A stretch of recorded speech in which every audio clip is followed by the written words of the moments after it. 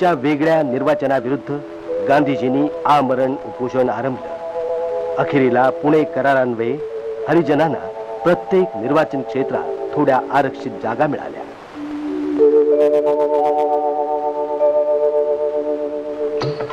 आंबेडकरांनी एका सार्वजनिक सभेत सांगितलं की जातपातीनं पीडित झालेल्यांनी आपल्या मुक्ततेसाठी हा हिंदू धर्म सोडायलाच हवा, त्याशिवाय गत्यंतरच नाही।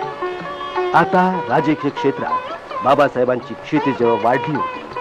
व्हॉइसरायच्या कार्यकारिणीचे ते एक सदस्य बनले आणि मग त्या संधीचा फायदा घेऊन त्यांनी दलित वर्गाच्या कल्याणासाठी अनेक मार्ग शोधून काढले।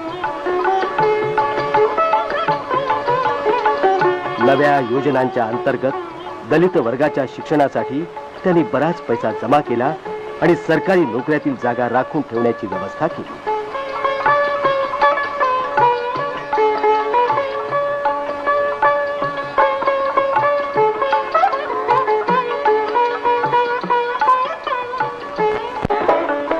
1945 बाबासाहेब आंबेडकरांनी पीपल्स एज्युकेशन सोसायटीची स्थापना करून तिच्या योगे अनुसूचित जाती